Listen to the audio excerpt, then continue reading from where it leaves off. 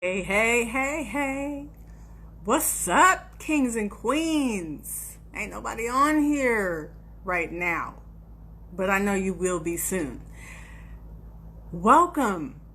It's your girl, NicoleRshaeHoliday, with the podcast Plant Based with Nicole, coming to you live. Today, I have a special guest at Sunny Speaks Vegan. She lost 103 pounds, y'all. 103 pounds. I've been trying to lose 10 pounds for 4 years. She's a vegan chef, and like she's the bomb in the kitchen. I've been watching her live videos and she be getting it in. So I'm looking forward to talking to her. She actually has to travel tonight. She's a busy woman. And where is she? Girl, where are you? Yeah, so we're gonna talk to her and find out more about her journey and how she lost the weight and the vegan sexy parties that she throws. I'm looking forward to finding out about that. She actually just had one in San Diego, and I wish I could have went, but couldn't. I'm gonna request her because she's not requesting me. Okay, there she is. Okay. Hey, girl. Sunny. Request to join.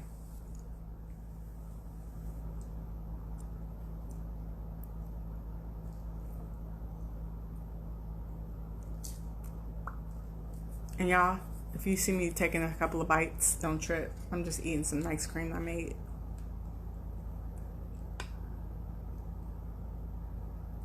Sunny, are you requesting? Okay.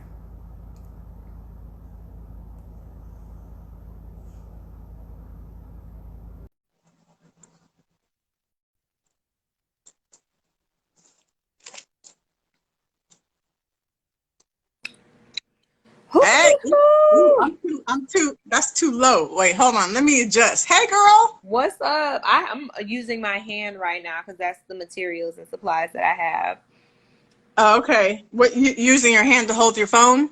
Yes, I'm actually about to switch over here because the lighting is a little bit better.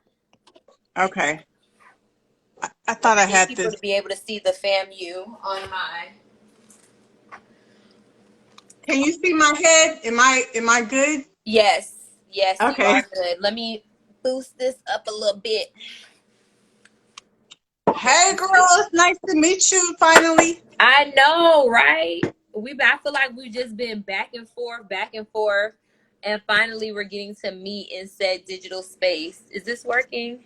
Right. Right. I'm just sharing this live. If you guys are watching, share this live. We want to get it out to the world. No. All right. So anyway, girl, okay, so I didn't see your last message. So how long did you say you have?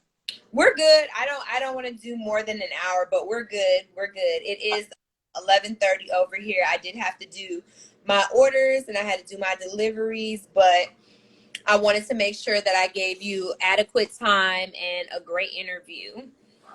Oh, well, thank you. I appreciate you because that is kind of late to be doing an interview. So that's I give you props for, being willing to even do it that late.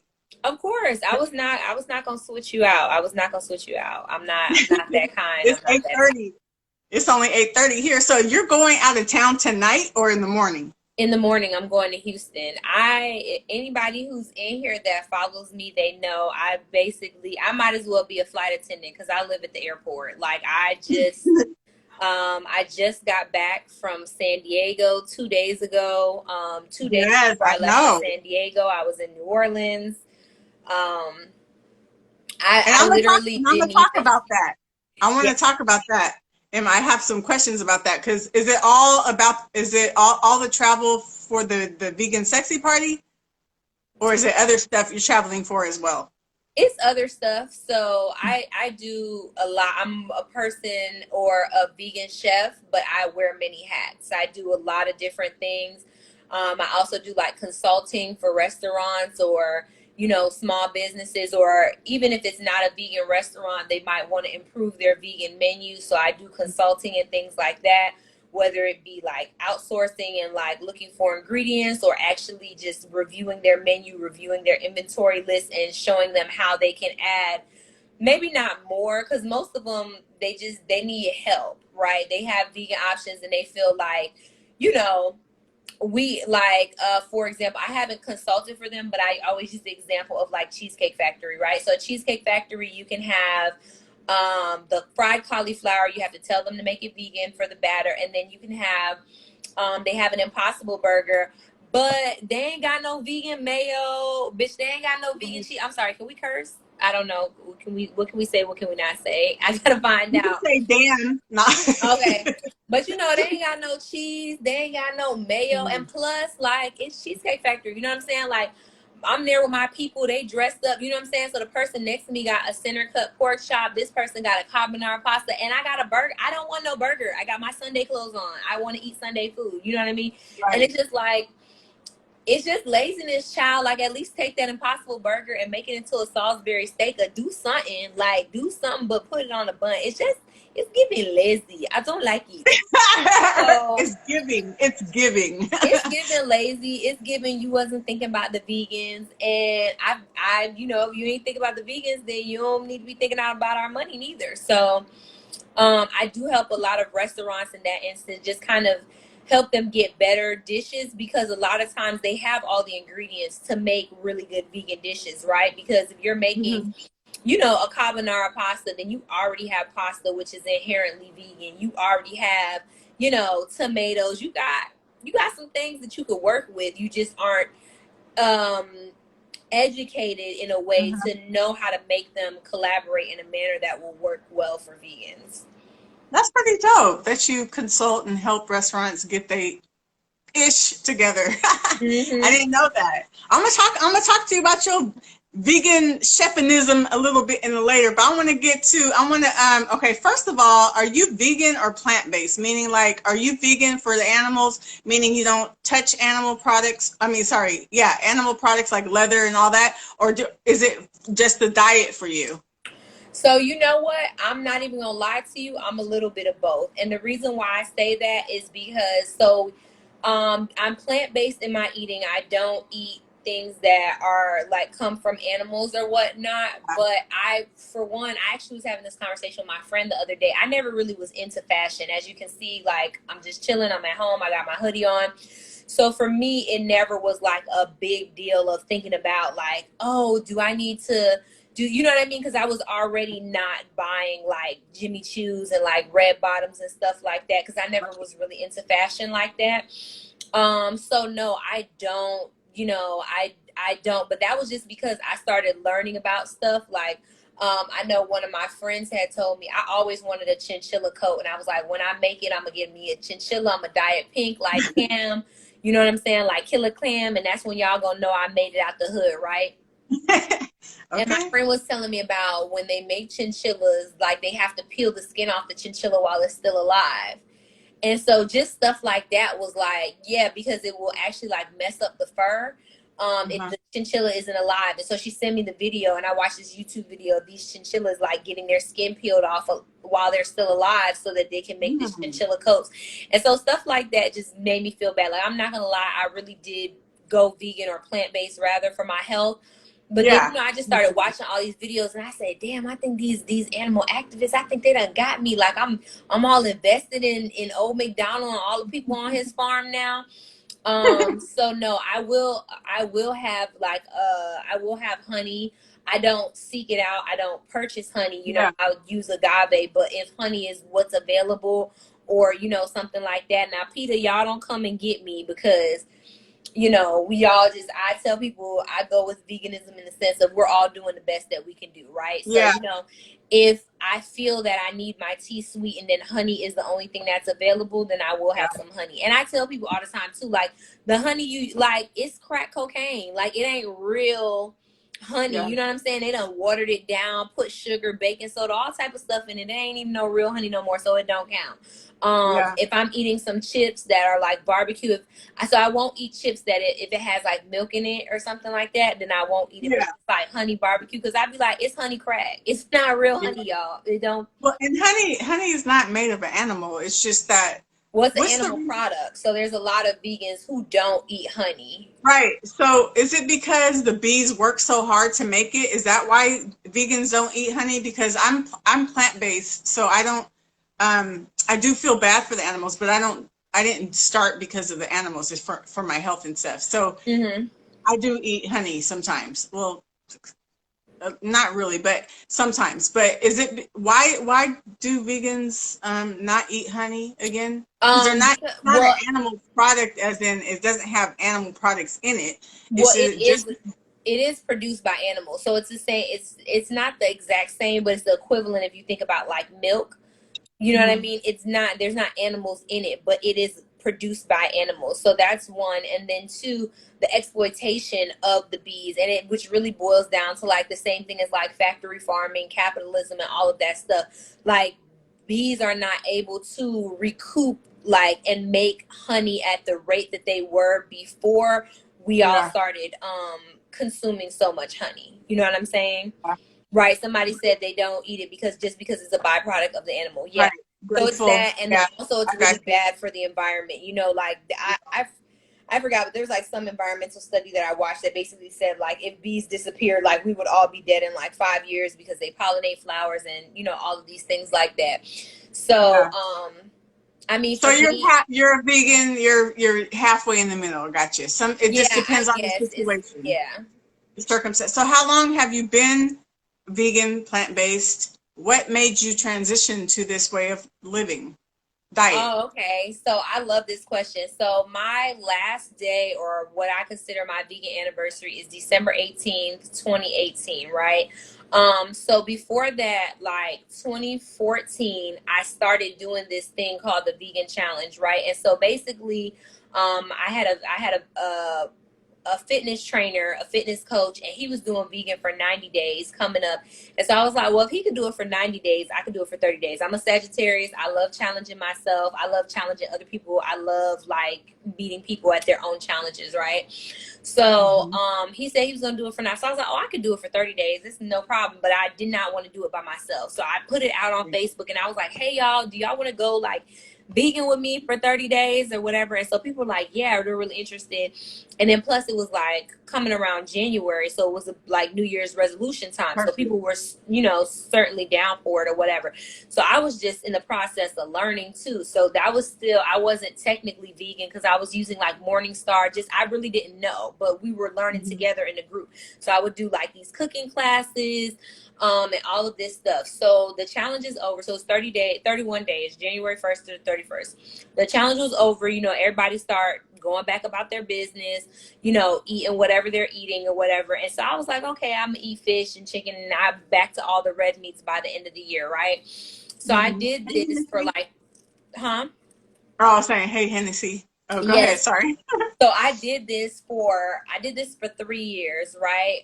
Where I would do this and then I would, you know, go back to my Uh-huh. regular eating habits, right? So the end of 2017, I was just like, you know, I keep doing this. I keep putting back on whatever weight that it is that I had lost.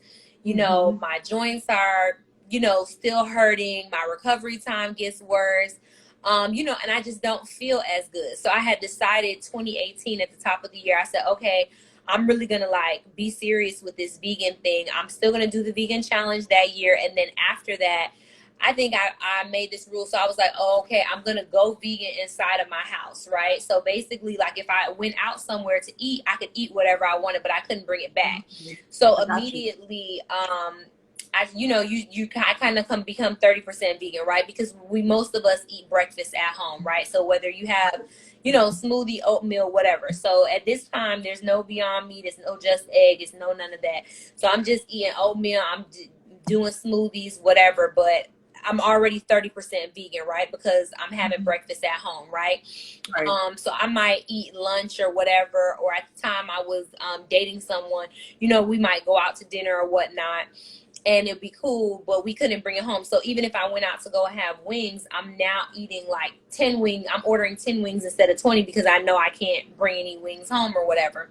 So I Right. did it like that. And then further throughout the year, I was like, okay, well, I'll just be vegan all the time. And then, you know, I won't be vegan. Like if I go on vacation and I want like some fresh fish or something like that or whatnot, And then in general, I cook a lot. Like, so I've been a chef.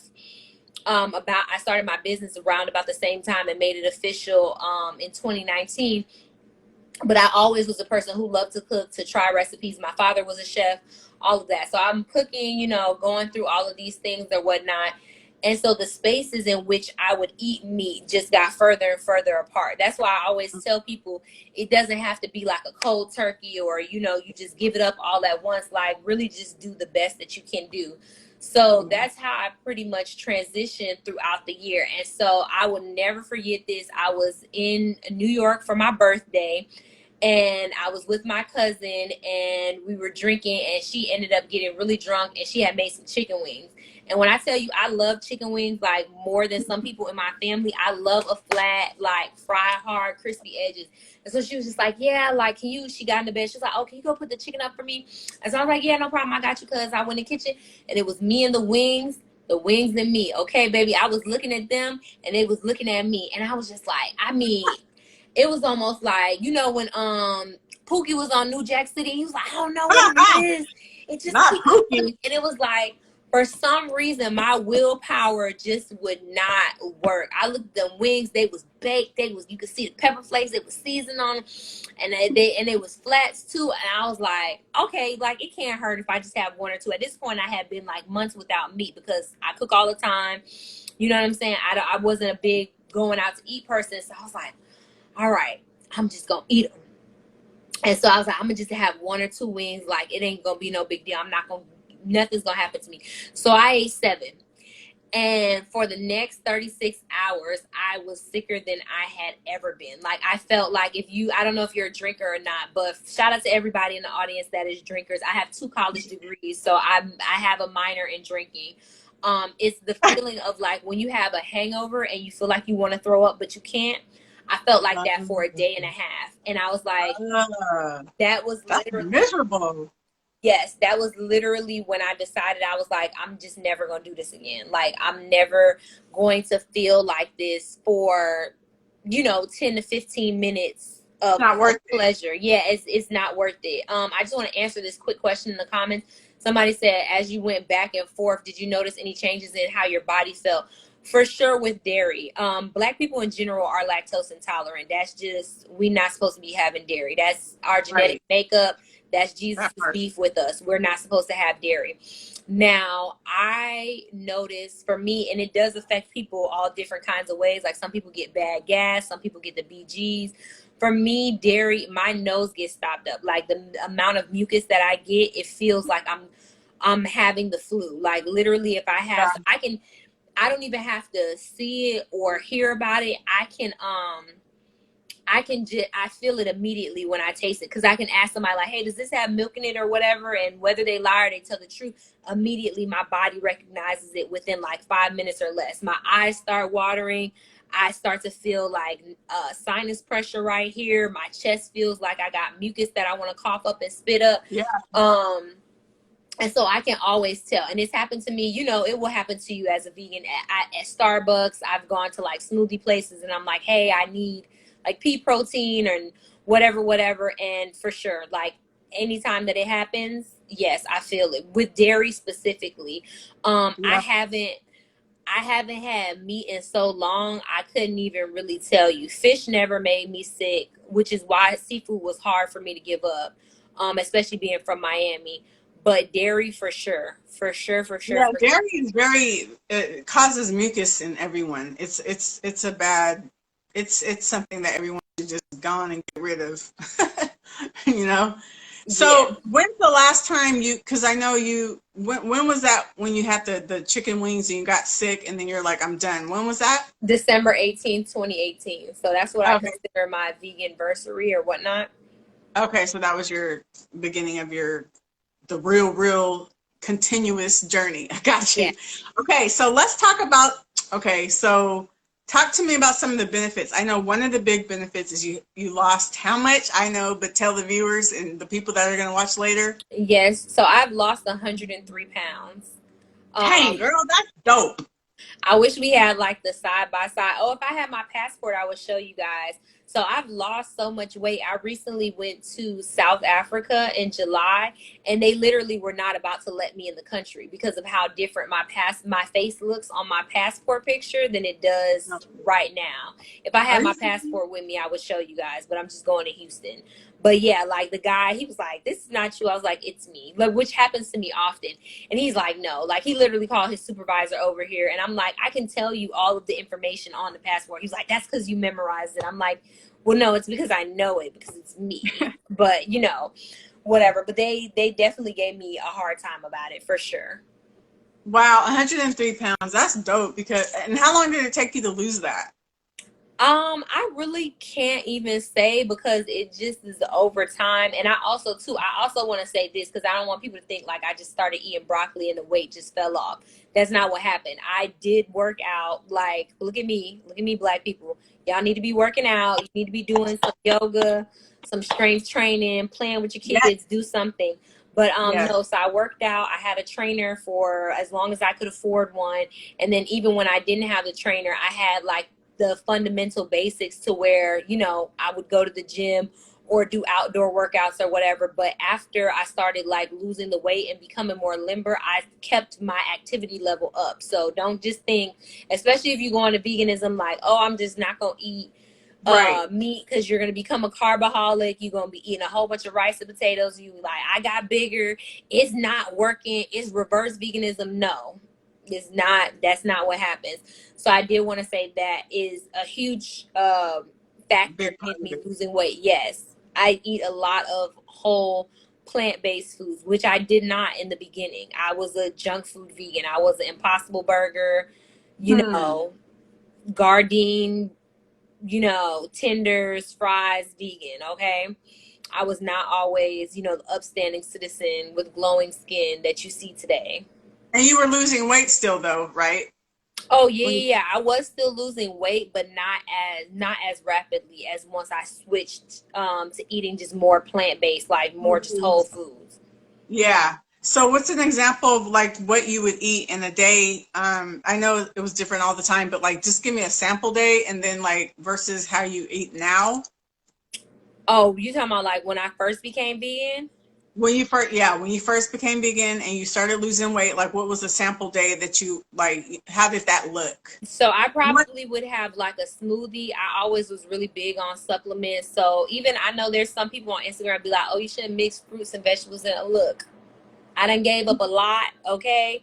Don't, Okay. you know what I'm saying? Don't, I hate when people try to tell you how to be vegan. Listen, I done gave up a whole lot to get here. That's why I don't even play it when I do my lives. Alkaline be, oh, you're not supposed to eat. Shut up, shut up, shut up. I don't want to hear all that. Like ain't nobody perfect. Ain't Right. nobody So I perfect. definitely, I would have like a smoothie with like spinach, you know, whatever fruit, mango, berries, all of that stuff. Hey, Coach Robert, What's up? What's up? What's up? And that's my dog. you know, if I would, oh, we got the plant based brother. We got all the celebrities in here tonight. Hey, plant-based brother.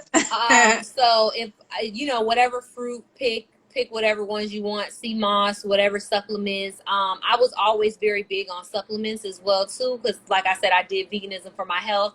And then Mm. whether or not I would have pea protein in there would depend on if I had already worked out that day. For lunch, I'm good. I love a leftover now, so I wasn't big. It was leftovers before white people Yeah. got it, then it became meal prep. But I love a good leftover, so I would make like curry vegetables, like a Japanese curry vegetable inside of a sweet potato, and so I probably have like that for lunch with maybe a salad or I don't know, some type of side vegetable. And then dinner would be, for the most part, when I started, I was just trying new stuff. So it would be like, I don't know, maybe like a Beyond Meat sausage inside of like a Cajun Alfredo, or like, Gardein tenders, but I'm making it into a po' boy. Like, I was very, very experimental when I first became, vegan. So, fried oyster mushrooms with mashed potatoes and whatever. And I did eat a lot. I did eat a lot of fake vegan meat when I first became vegan. So I Yeah. just want to clarify, especially if there's anybody who's just starting your journey, like, don't let these alkaline people try to tell you how to live. Like, you're not Okay. Do you, animal. boo? Yeah, do the best that you can do. Like, you know, I might take an Impossible or a Beyond and make like a meatloaf or something like that. So that's like a typical um way that I used to eat. And then, you know, whatever says snacks in between. Now the way that I eat pretty consistently, so I practice intermittent fasting. So I actually don't usually eat until 4 or 5 p.m. And then Woo! I'll break my fast with fruit. So whatever fruit is available. Sometimes it's grapefruit, sometimes it's blackberries, sometimes it's blueberries. It just depends on what I have in the fridge, what I'm around. I might have an acai bowl, pretty much any fruit, just whatever fruit, except for bananas. I really dislike bananas as a whole collective. um What? I don't. And then also too, I think it's because I'm from the islands and I just feel like bananas are, they're trying to be, it's plantains but with bad credit. Like they're trying to be something they're not. You're not in you're not in the appropriate league. This is not your section, you know. I never like bananas ever. I eat them in things, but I don't like, I'm not just gonna get a banana. Oh yeah, yeah. I don't really like. Okay, I see what you're saying. Like I'll drink them in the smoothie and I'll make an ice cream with it. But I'm not really just to eat a banana. I mean, I'm not gonna say I never do, but I don't really. Absolutely not. No, I was raised on plantains, and I just feel like, you know, it's like you bringing your little cousin to the prom. Like it's like you don't fit in bananas. You know you don't fit in, and you don't have to try. You know what I'm saying? That's why you make banana bread and all type of other stuff. You're just not. You have to take that up with Jesus. But so I would just eat like whatever fruit, and then maybe an hour or two later, I will have a huge salad. And if anybody's been on my page, they know about my joke about tossing salad and stuff like that. Like you need to go vegan. It might be the only way you get your salad tossed and stuff like that. You nasty. Oh, I'm super. I didn't know what kind of interview this was. That's why I'm just, you know, I'm only answering the questions that's coming at me because it's definitely almost midnight, and we can talk about what all my people who are here, they know. Once it's past 9 o'clock on my page, it's Vegans After Dark, and we can talk about whatever. But I have like a really huge salad, so whatever kind of spring mix lettuce. I might have tomatoes, mushrooms, onions, carrot, whatever's available inside, or I might do something with some fruit. I'll do maybe some imitation bacon bits, some maybe vegan feta or vegan blue cheese or whatever cheese I have, and then I season it. This is super important. If you don't take nothing else from this live, y'all need to be seasoning your salads. So Yes. yes, I go in with Italian mix and, you know, some other salt-free seasonings, some thyme. If I have some fresh parsley, some fresh cilantro, any type of fresh herbs, you know, season your salads down. So I can literally do a salad with no dressing. I will season it down, put some, Really? yeah, oh yeah, oh, let me put you on, girl. Girl, if you season that salad, like I mean really bust that salad down, and then you just put a little bit of olive oil on it or coconut or whatever oil you're into, girl, you do not need a salad dressing. I'm telling you, try it and come back. And I'm sure you're going to come back. You know how they say when God's word go out, it don't come back. Boy, I'm sure you will come back and confess that it is the Okay, best. so you don't eat it, but okay, so it's not dry though. So because olive oil makes, because I thought you meant like just a dry Girl, no. salad. I would never do it. I do unmoisturized food. Let's be very clear. Okay, that's why I was like, Yeah, when people have vegan burgers, but then y'all don't have no mayo, I do not want to unmoisturize nothing. Everything needs to be wet. Take it however you want.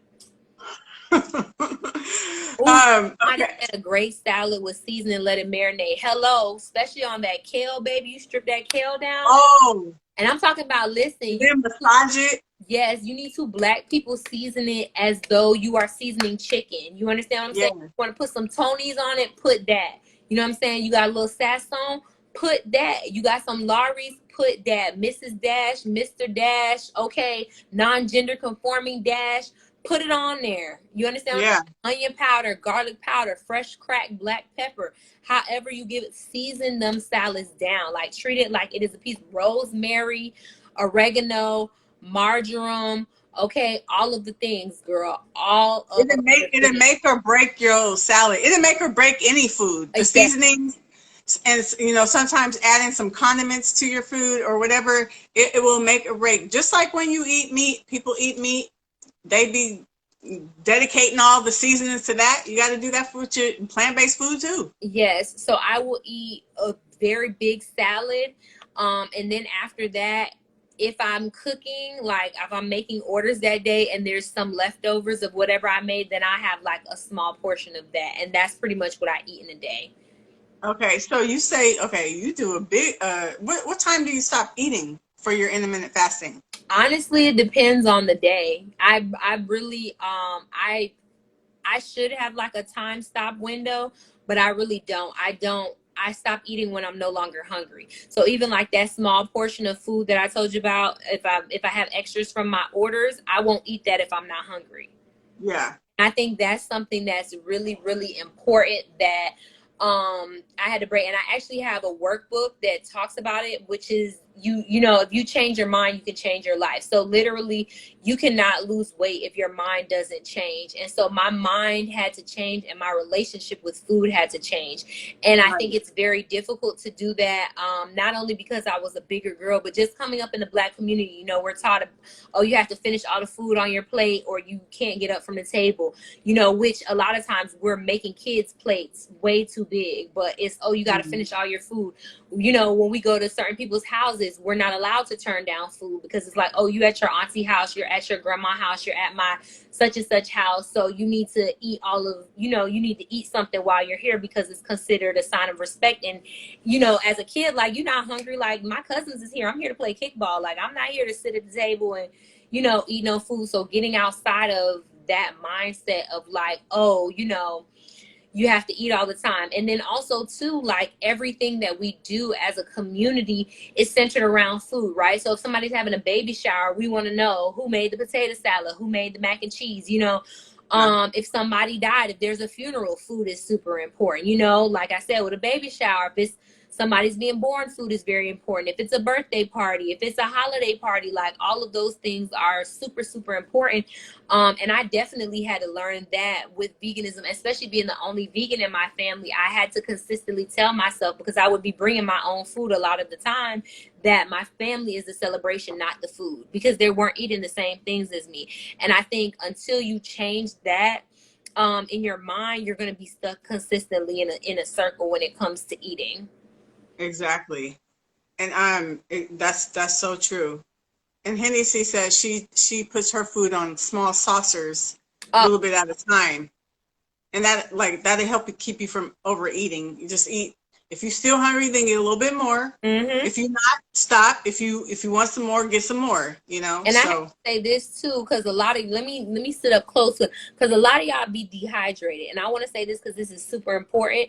Hunger and thirst is controlled by the same part of the brain. So a lot of times you think you're hungry, but actually you're thirsty. So before you have the saucer and say, oh, I need some more food, did you drink a whole glass of water before that meal? Did you drink a glass of water after that meal? How much water have you had throughout the day? I know I'm speaking to somebody. Y'all gonna put something in the Cash App collection plate.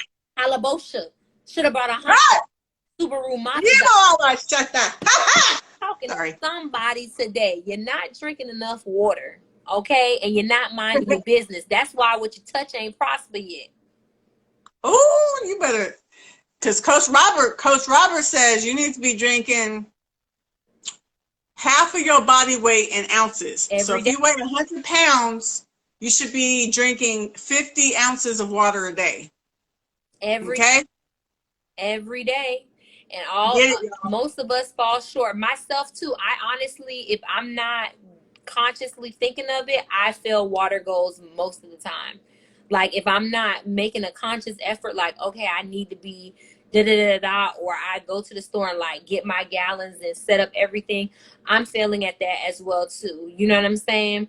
And you actually, I agree with Coach Robert too, but you actually need to be drinking a little bit more if you're working out too.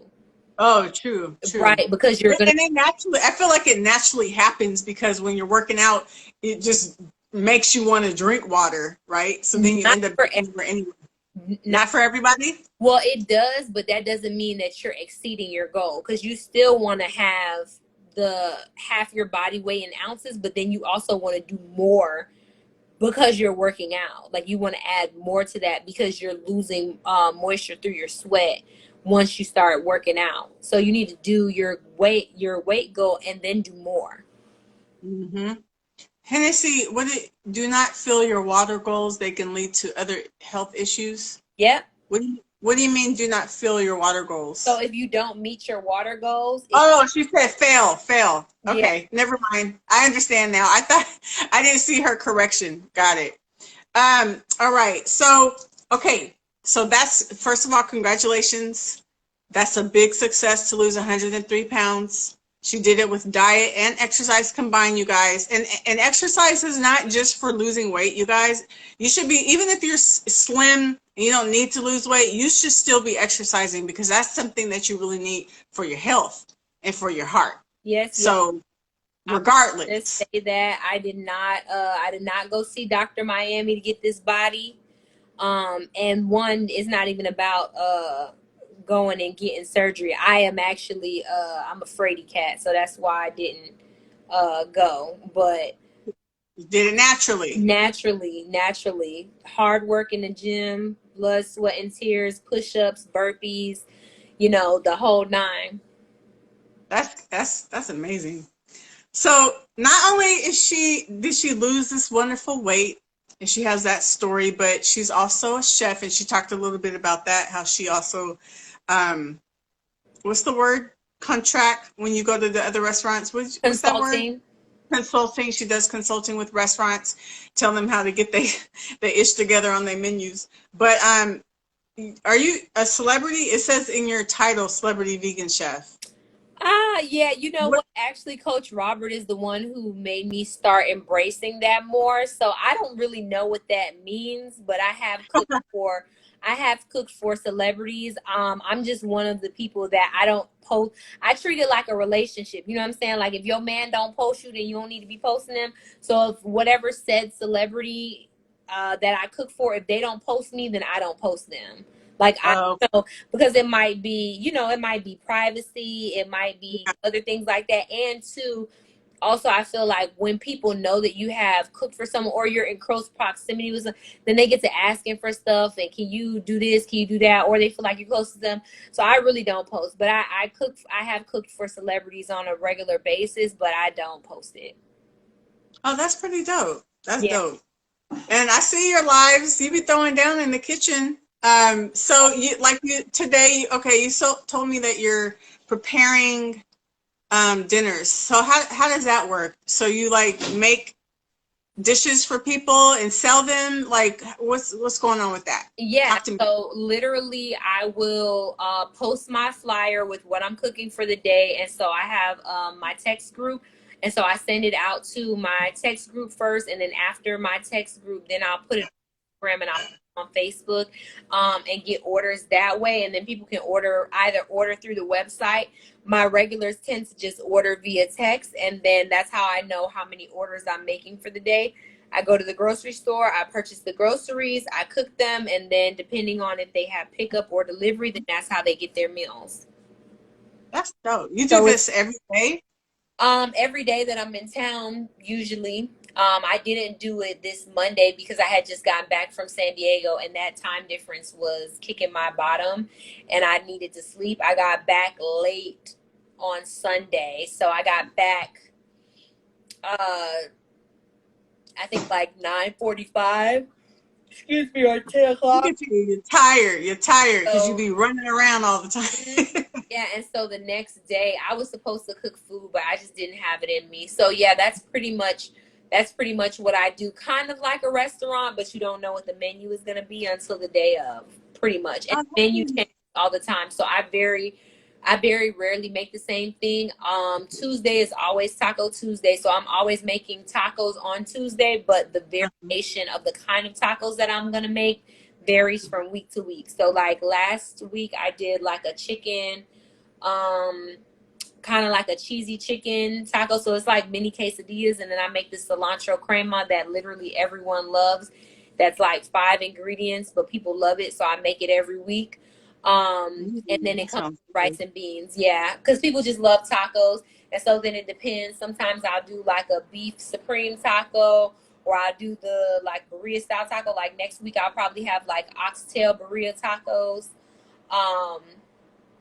It varies every week, and then I'll usually do some type of pasta dish. So, Uh-huh. it might be pesto, it might be stuffed shells, it might be lasagna, and then that'll come with like garlic bread and salad. And then I do a lot of soul food. So before I left for San Diego, was it San Diego? Yeah, before I left for San Diego, the last meal that I did was smothered short ribs with mac and cheese, Japanese curry Mm. collard greens, and mashed sweet potatoes. That sounds oh good. Now, do you have a regular job too, or is it you're all I don't chefified? have time to do a regular job, just because I do so many jobs underneath the hat of veganism. So I have my day to day pop ups where I'm selling orders, and then I have, caterings or, private chefing for celebrities. I also am a meat manufacturer. So, like, as I was just speaking about the oxtail tacos, like, I make those oxtail from scratch. It's my patented, not patent, excuse me, it's my trademark recipe. Vegan, right? Huh? It's vegan, right? Of course. Yeah. Because you're throwing me off with the oxtail, so I'm just No, like, wait. so I do oxtail, I do ribs, and I do steak, and it's Oh wow. brand. So smacking steak, smacking ribs, smacking oxtail, and smacking mac. So the Mm. mac I don't make, the cheeses I don't make from scratch, but the meat substitutes I make from scratch, and so that's my smacking brand, and I also ship those nationwide. Oh, okay. Right. So you can order from You the website, and you can you like order the ribs, and you can get it shipped next day to you. okay. Well, I'm gonna need you to FedEx me some of that mac and cheese and some ribs. Actually, the mac and cheese is coming up. I'm so glad that you mentioned that. So for November, I'm actually doing a no whack mac November, because I feel like when you first become vegan, that's like one of the first things you meet. Like, people always complain about vegan cheese, and I'm like, it's not that it don't melt, it's not that it tastes weird, it's that there's a process, and most people don't know the process. So I'm actually doing a no whack mac November. So I'll be actually shipping my mac and cheese out to you, or if you're in town for the holidays, you can pick up a pan of mac or 4 portions of mac for Thanksgiving. And I'm actually going to do a holiday cooking class series for November. So we're going to go over making mac and cheese, we're going to make collard greens, we're going to make dressing, and then we're gonna do a meat substitute, probably the honey baked ham, and then we're gonna do a sweet potato pie, and that's gonna be on different days throughout November. Is this gonna be on your live or No, is this in I have to pay person? courses. This will be on Zoom. In person. And Okay. I mean I, on Zoom. I give a lot to live. I can't give away everything for free. I do Right. have to pay my bills some way, unless you Exactly. don't want me out here on the vegan host roll. Let me know.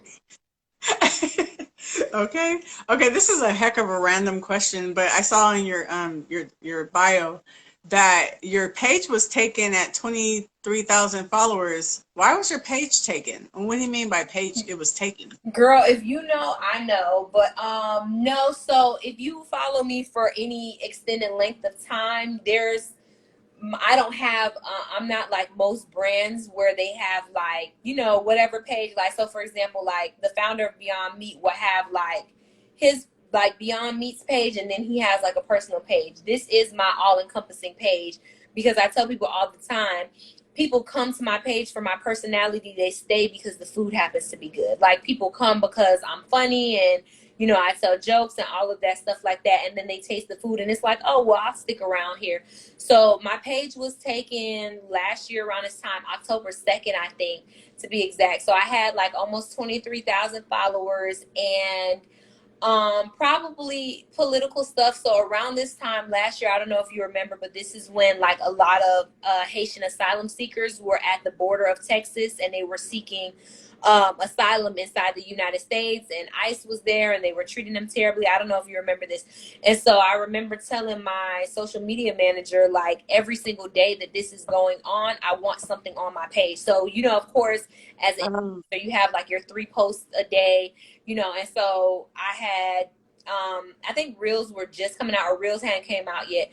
And so it was like, I would post like, okay, whatever vegan recipe, whatever vegan content, funny joke, and then something about this political injustice, in my personal opinion, that was going on. And so I started getting all of these flags on my page. Like, I started getting flags about that, or just different things I would post.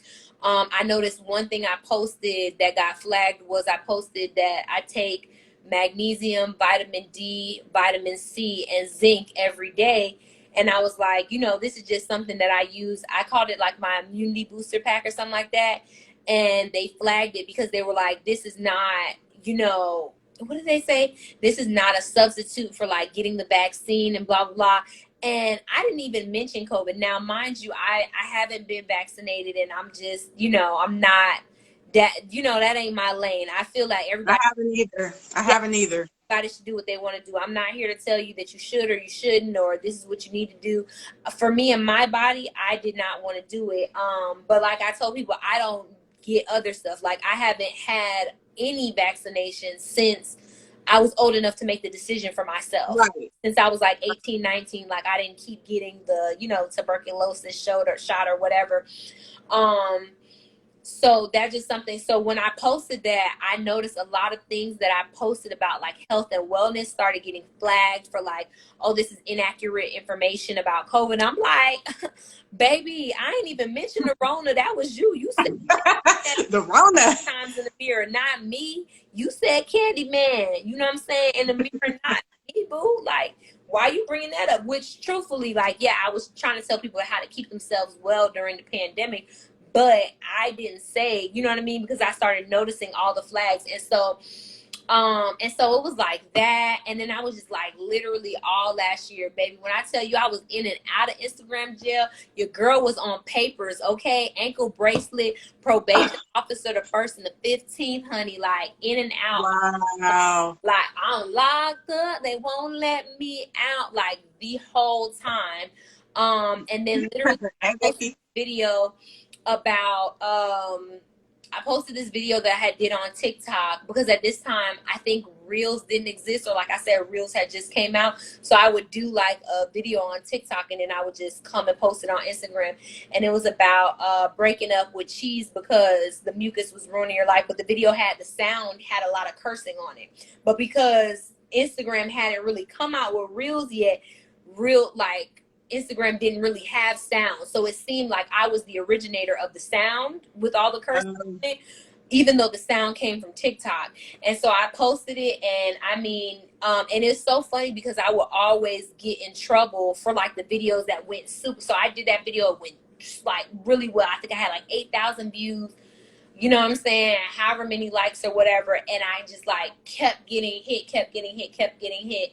And then the next thing you know, like something happened. I tried to go to Instagram and it was just brought me back to the sign-in page. And I was like, what? And so I tried to sign in. So I was like, oh, maybe I'm in jail again. Try to sign in, couldn't sign in. Try to sign in, couldn't sign in. So I hit up my PR person and I was like, hey, is the password still such and such and such? She was like, yeah, it is. I was like, well, you trying to see? She was like, no, she couldn't get in. Nobody could get in. So then I already had this page because I had been getting in Instagram jail so much. So I had made this page already that month, the Sunny Speaks Vegan page, which was my backup page. And I was like, hey, y'all, go follow my backup page, blah, blah, blah, or whatever. And so this ended up having to become my real page. So I did I just left that up there because I knew that there were people that I had been following or people who had been following me that was looking for me. So that's why I always kept that in my page. But I mean, I even like paid a hacker to try and get my page back. Girl, still never got my page back. Yeah. Dang, that's whack. You had 23,000 followers and they took your page because they didn't like your content. That's whack. Oh yeah. Oh well, you're getting up there again. You're at like 8,000 something now, so you'll be there in no time. So okay, talk to me about the vegan sexy party. Tell everybody what is it first of all. How did it start, or how did you get involved in this? Is this something you created? Okay, where did this inspiration come from, and then how did you and Coach Robert come together? Because you guys both host this together, right? Well, he's the host of it, so he greets people, invites them in, basically make sure that the flow of the party goes well.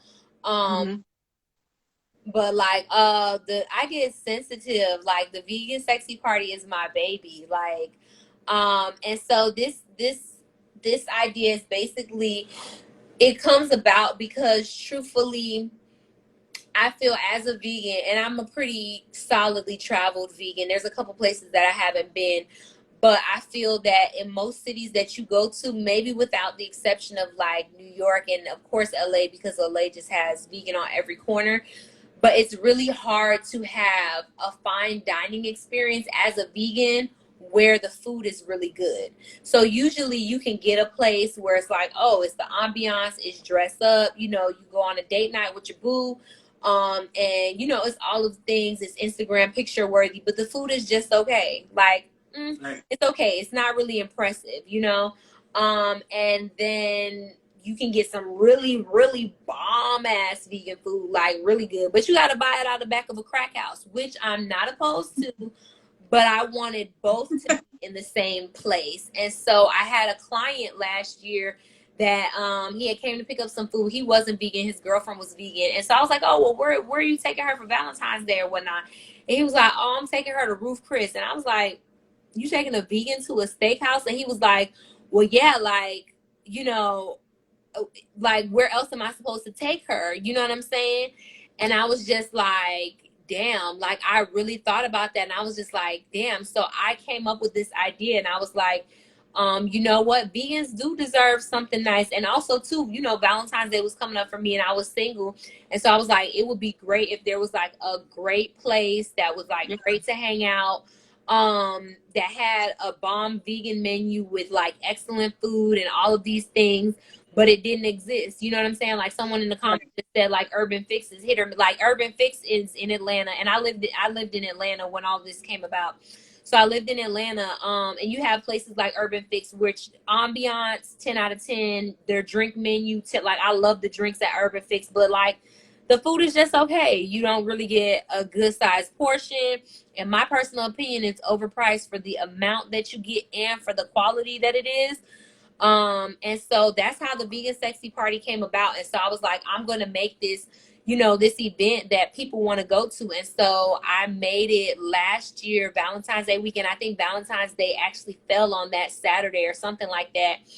But we did Valentine's Day weekend in Atlanta, and so it was bottomless mimosas. We did tangerine mimosas. We had milk chocolate, of course vegan, but milk chocolate covered strawberries. We had dark chocolate covered blueberries, white chocolate covered blackberries. It was served on a platter with rose petals. As soon as you walked in the door, you got a mimosa. You know, you got your berries and you sat down, you got to mingle with people. Not everybody at the event is vegan, but it was also a good networking opportunity as well for, you know, if you want to promote your business and stuff. And then for the main course, I did an oxtail benedict with cheddar mousse grits and a massage kale salad, and it was served on cutting boards with rose petals. Like I just really want to get, you know, whatever you feel like you're getting at Ruth Chris, at you know, Smith and Webster, at STK. Like you should be able to have that, but vegan. Like you shouldn't be just going to, you know, get whatever. And so it started from there. So when I posted the pictures of it, the internet went crazy. Mind you, this is back when I had my bigger page. So I'm at like, you know, 10 or 12,000 or whatever. And so people were like, oh my God, like you need to bring it to this city, bring it to that city, bring it to this city. So that was how the tour started. It never was intended to be more than one. I just was like, oh, this is Valentine's Day. I want to have something to do. I want to have, you know, somewhere where I could dress up and do nice. And in a former lifetime, I was a spoken word artist too. So we had like erotic poetry. It was just a vibe. So then I did it in Miami. I brought it down to Miami, and then I was doing it at Airbnbs too. So people could buy like a ticket for the dinner, or they could buy a spend the night ticket in case they got like drunk, or because I also have the option where you can THC infuse your food at no extra charge. So in case people got too razzle dazzle, they could purchase a spend the night ticket and stay at the Airbnb. So that one, we did the first course. I did a surf and turf with like conch fritters and oxtail with chimichurri sauce and yuca fries. And then the second course was shrimp and grits with a seafood boiled gravy and sriracha lime coleslaw. And then the third course, the third course was supposed to be sweet potato pie empanadas with coquito ice cream, but they were so full we didn't even get to that course.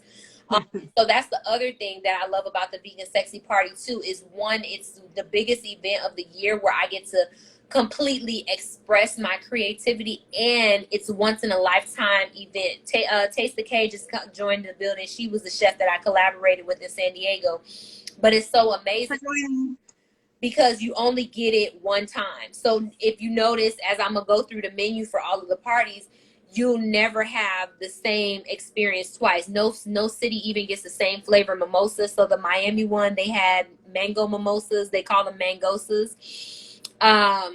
So then the third party last year we did New York City. So we did a Harlem Black owned space. That's very important to me. I try as much as possible to whatever money is being given to me for me to give that to other Black owned businesses. So I always try to get a Black owned venue. I work with Black owned meat vendors. I work with other Black chefs as much as possible. So New York, we did 3 courses again. So New York they had orange mimosas. They were supposed to have blood orange, but Whole Foods messed up the order. So they had orange mimosas, which was cool because no other city had that. Yeah. First course was crab cakes and jerk lemon pepper okra fries. Their main course was braised oxtail with a seafood mac and cheese waffle. And their last course was coquito cheesecake egg rolls with Hennessy sauteed plantains.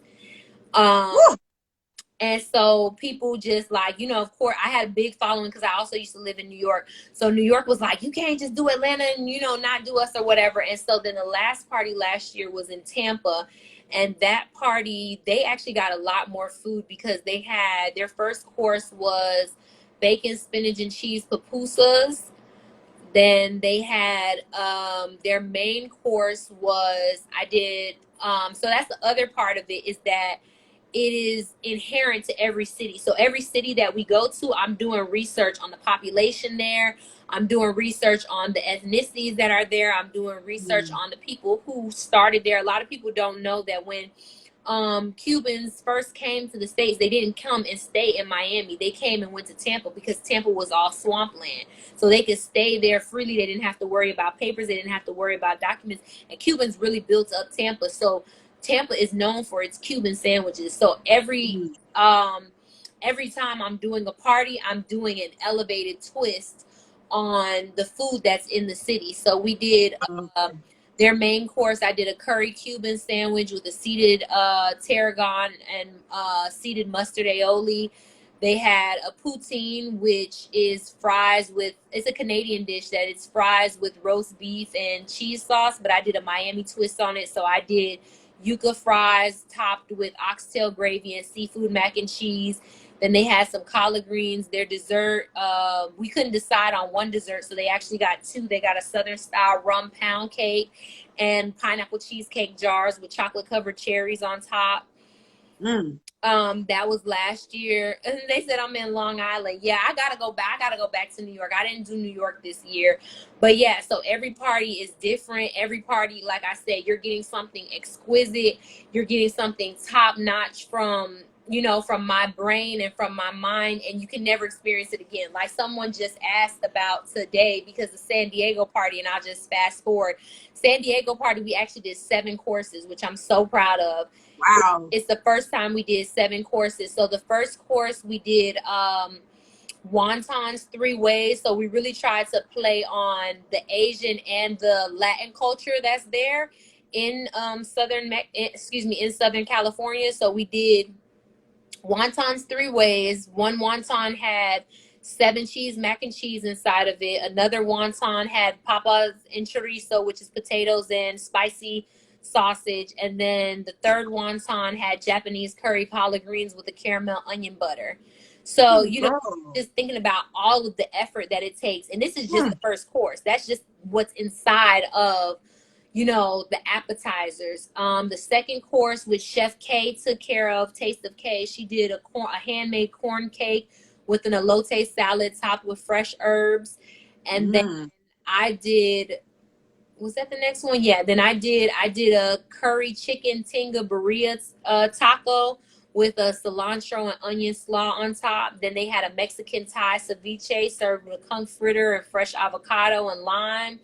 The next course was a stuffed poblano pepper with tricolor quinoa, beans, and corn. The main dish, I did an oxtail pho, which the pho broth I made from scratch and simmered all the broth for 10 hours. It's only supposed to simmer for 3 hours, but I simmered it for 10 hours using my oxtail that I made from scratch by hand, with the rice noodles. So they had that. And then the last course was done by the amazing Miss B. And she made a Cinco Leches cake. So it's like tres leches, but with 5 different milks. So a Cinco Leches cake with a lime essence, cocoa whipped, and a spiced caramel glaze. Wait, this was all in one night they ate all this? And how in the hell can you eat all that? So when I send out the email, because it's a private event, so it's in a private space. So literally you don't get the information of the address, where it is, what to wear. You don't get any of that until 72 hours before the party. So when I send out the information, I also tell people to bring your Tupperware with you, because you can take your food home. So literally, when we were done, I tell them, after we're done taking our fancy pictures for Instagram, bring your Tupperware over and take it home. We did 6 courses in Atlanta. I did 5 courses in Miami this year. But yeah, this is all in one night. And I tell people, bring your and they come ready with their Tupperware, like, you know, they're ready to take it home, because you can, you know, you can eat so much of a certain meal. And then, and I don't say this because it's me. I promise you, I'm not saying this because of me, but everything is so good that you want to experience it again, but you know that you won't. So if you don't bring any Tupperware and you don't take anything home, you won't experience it again. So like with this, party that we just did in San Diego, we had 6 seated guests. So like with the wontons, there's each person gets one of each, but I made 18 of each. So after I sent out the first course, there were still 12 more of each one. People just had their Tupperware like, ooh, yeah, I'm gonna take this on my back. That sounds hella good. So you said there were 6 people at this party? Yes. So, like, what's the average amount of, I know it's been an hour, so I'm going to bring it to a close because I know you have to go, but what's like the average amount for each party? And then how often are you going to decide to do this? Is this something that you're like, okay, I'm going to do this every quarter, or? So the parties actually, we don't sell any more than 30 tickets. So we like to keep it small. We like to keep it intimate. So we don't sell any more than 30 tickets for the event. And so the ticket sales is just up to the city, you know, however the ticket sales should go. And I like to do them every other month. So we just did one October 15th. And so the Atlanta one was August 27th, I believe. And then we did Detroit this year too. Detroit was May 21st and Miami was April 30th.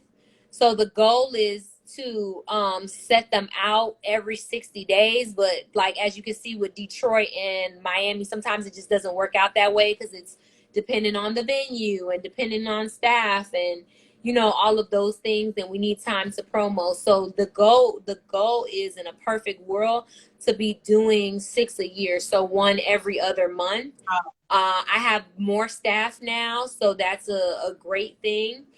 But before it was all me. It was for like literally from conception to execution. It was all me. I was the host. I was the entertainment. I was, you know, cooking. It was everything. You had 8 jobs, man. I'm logistics. So now that I have more help, you'll see the parties being done not only more often, but executed at a higher level.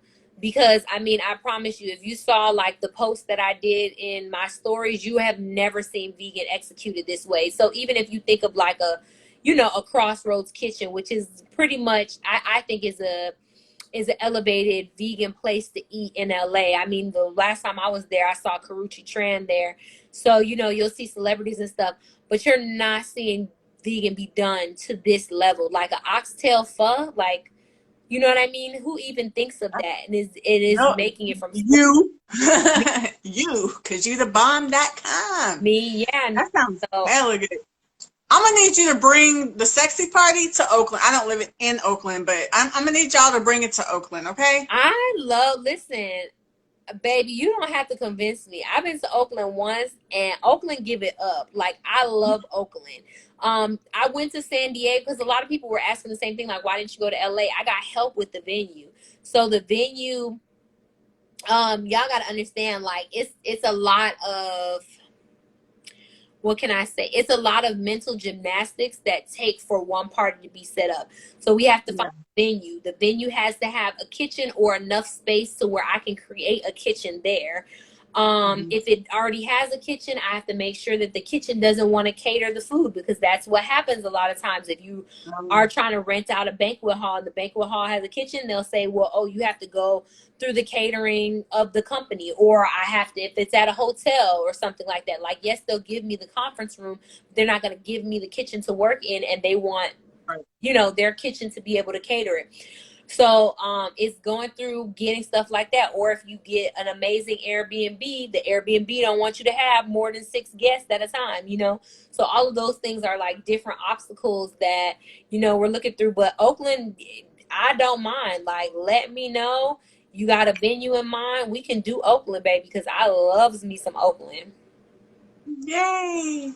All right, I'm gonna be mindful of your time. We went a little bit over. Last thing, huh? Yeah, I said if you have more questions, we can go through them. We here now. No, I try to keep it like an hour ish. But I do want to know, who is your biggest inspiration? It doesn't have to be in the vegan community. Oh, but I always like to end it with, like, who's your biggest inspiration and why? Wait, what did somebody write? Getting closer to me. I'm in Central California. My family is in Oakland. Okay, Marjorie. Do you know Marjorie? Yes, that's my girl. Yeah, I live about 20 minutes from Oakland. I live in a city called Walnut Creek. It's really nice out here. But anywho, who's your biggest inspiration and why? My dad. My dad is the one who, he taught me how to cook. I've been cooking with him since I was 4 years old. So even like the oxtail that I made, like my dad literally, and I didn't grow up vegan, but my dad made the best oxtail. Like, and I'm not just saying that because I'm his kid. Like, you can literally talk to people in Miami that will tell you if they've had my dad's oxtail, it's the best oxtail that they've ever had, even if they've been to Jamaica before. Like, same thing with his curry goat. Like, and so a lot of my chef career has been spent on veganizing and chasing like that same flavor profile. So even like my oxtail, it took me 2 years to get that recipe right, to get it to be what I remember it being as a child. So yeah, just my dad. He passed away from cancer in 2015, and so just seeing that, and kind of, like I said, I started the vegan journey in 2014 when I started looking at it as I'm watching my dad go through this transition with cancer, and just starting to realize like a lot more of it is just, it's our health, it's our diet. So really, like, losing him and knowing that there was just certain changes that he could have made in his diet, changes that he could have made in his life that would allowed him to be around longer for, things that I feel like are and will be important to me. I want everybody to experience that. That's really the mission behind Sunny Speaks LLC. Like, I've had so many people come. A lot of my client base that started off have been like my friends' parents, my friends' aunts, my friends' uncles. I had a client earlier this year that is my friend's dad, and he had a stroke. He went to the hospital, and his stroke was so bad, the doctors told him if he had got there 20 minutes later, he would have died.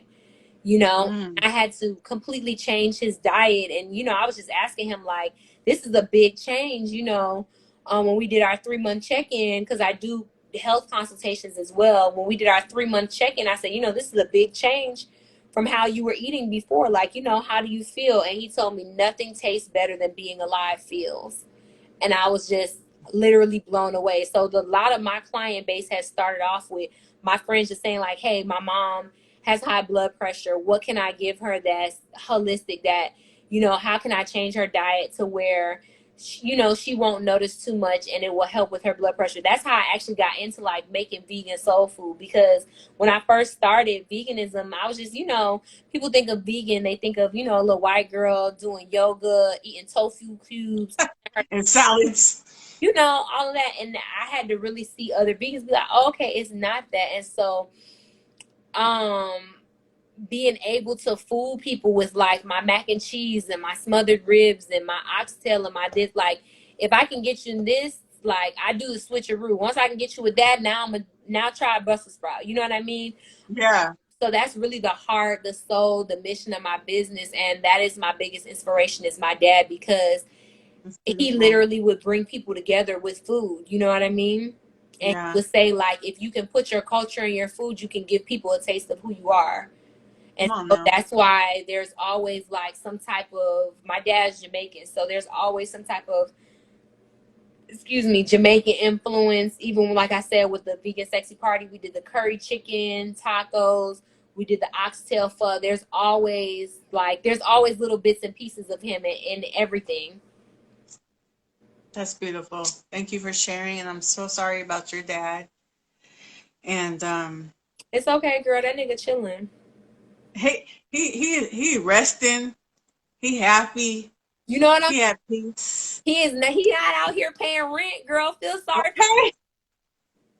He ain't dealing with all these knuckleheads in the world no more. He chilling. feel sorry for me. Um. I'm the one who still got to pay rent. Okay. We're dealing with all this madness in the world these days. But anyway, well, thank you. One thing I do want to say is your confidence. Okay, it's the confidence for me, for real. Like, I was looking at one of your videos. I even shared it with my husband. I was like, I love her confidence. I'm trying to get there. You already there. I want to be like you when I grow up. No, really though, I admire that about you, and congratulations to the big weight loss and this transformation and what you're doing and sharing your just the parties themselves. Like, you're reaching all these people, you're touching lives, you're out there sharing and reaching a lot of people. So congratulations with all that, and I hope you do come to Oakland soon with your vegan sexy party so I can. Yes, you Do ain't. y'all have any dancing parts? Do you guys do any dancing parts? Because I need to get my groove on. You know what? The Atlanta one was the only one that we've had like a dance break, but that was one where we did more courses and we were heavier on the plating. Mm-hmm. So we needed to break it up. So we did have like a dance break. I think it was before the dessert course. And so that Mm-hmm. was good, but not every party. No. It just depends on, and that's why I say every single party is different. And that's why I tell people, even if you go, two different parties in the same year, like some of the people in fact, the party that we did in San Diego, the majority of the people at the table had been to another one. They had been to the Atlanta one or been to the Miami one. But it's never the same. The food is never the same. The people are never the same. We do conversation questions. The questions are not the same. The answers aren't the same. The vibe is not the same. So even like a lot of people who were in the room at the San Diego party were in the room at the Atlanta party. And it was completely different, right? Because Atlanta, we had 25 people. San Diego, we had 6 people. So the vibe was very, very, very, very different. You know what I mean? Culturally, Yeah. the food was different. The whole essence of the party. Then I also had one person who was at the Miami party who was also at the San Diego party. Same thing. Miami, we had 19 people, I think. 17 or 19 Okay. people. And so, and two, these people are coming from different places. So just, Yeah. the vibe is different. Like when we came to Atlanta, I was like, oh, you guys didn't bring the Tupperware. All the Atlanta people was like, no, we got the Tupperware, but it's in the car. We didn't want to look crazy. Whereas the Miami party, they walked in with their Tupperware like, yeah, I'm going to let y'all know right off the bat, I'm scraping whatever into my bowl. Like, you know, Okay. exactly. So the energy is going to be different. There's a It's just cocktail different. hour, so it's always going to be different. Like, you should definitely come, you should definitely bring your husband. I tell people all the time, it's an amazing, amazing, amazing date night, and it's always going to be different. Like, we had the Mm-hmm. Tampa party last year, had the most couples there, and we had a Reiki, let me get it right now, we had a tantric Reiki and sensual breath class in Oh. between the courses. So they were teaching you how to like breathe in sync with your partner to make, make things better later on. Oh, that sounds nice. Now, is this something like you coordinate and you get these different people to be a part of this? Oh, okay. Because I'm partnering with other Black people and Black business owners and Black creatives in whatever city I go to. So if you're doing something that can fit into the theme of the vegan set, I want to work with you. I want to work with you. I want to bring brand awareness. Like we had a girl at the Atlanta party last year that she had a cannabis massage oil and she had a THC infused chocolate sucking and rhymes with that sauce. And people were purchasing it. Listen, my solemn prayers for everybody get their Elmo tickle after the party. You understand what I'm saying? Bless your heart. If you come hitched, that's great. If you don't, I hope you find somebody to get hitched with. You might get you a man or a woman. Whatever you're into, baby, whatever you're into, I hope you find it, and I hope it's vegan, and I hope it's good. All right. Well, thank you so much, Miss Lady. I appreciate you. And look, it's what, 11:30. Y'all, she's so dope. She was willing to talk to me. It is 12:46 your time? Yes, ma'am. It is 12:46 a.m. y'all, where she's at. And you're in where again? Right now I'm in Miami. Okay, you're in Miami. So you live, that's where and that's where Coach Robert lives too, right? Yes, I'll be in Houston tomorrow. I'm about to check into my flight as soon as we get off the call. My flight. Yeah, you need to you need to get organized. Let me with your traveling, but you always going somewhere. I heard that. Story of my life, but I am grateful because it's a life that I prayed for. Amen. Amen to that. You guys, make sure you follow Sunny Speaks Vegan. Go to her page and follow her and watch her lives because she be throwing down in the kitchen. Matter of fact, I need to start taking notes when I watch your lives so I can because I don't like cooking. It's not my gift. It's not my gift. So I'm gonna start taking notes when I watch it and maybe I'll learn something. But anyway, you guys, thank you so much for watching. Thank you, Sunny, for your time. Thank you for all the things you shared. I appreciate your journey, your confidence. What's that say? FAMU, that is the organization. That is where I went to school. Homecoming is next week. I'm ready to go stunt. So Florida, Yes. Shout out to all the HBCUs, but especially FAMU. So you already know the vibes. If you went to a HBCU, you already know the vibes. I heard that. Sonia said cooking ain't her ministry either. It is not our ministry, honey. If y'all be a part of the dishwashing ministry, then I always got y'all on the cooking ministry. That's funny. Well, anyway, thank you guys. Make sure you follow her, follow me. I also have a regular page too. This is my plant-based page. I just started like a year ago. I have a regular page as well, where just my regular life and acting. I'm sorry. About my cookbooks. So yes, I have cookbooks, but I actually have 6 published books. So I have 2 cookbooks, I have 2 kids books, I have a weight loss workbook and a collection of poems. But if you click the link in my bio, you can get my cookbooks if you want to get started cooking today. 21 Fresh is 7 regular recipes, 7 raw recipes, 7 alkaline recipes. And then the Home for the Holidays is more your soul food recipes. You got the Rotel dip, you got the baby shower meatballs, you got banana pudding, sweet potato pie, collard greens, black-eyed peas, fried fish, honey baked ham, all of those. Anything you need to get you through any Black holiday, that is in there as well too. And both of my cookbooks come with a playlist to cook with as well. Oh, I'm gonna have to go check that out. I'm very lazy. I'm lazy about cookbooks. I don't use them when I buy them, but maybe I need to start. I need to get myself together.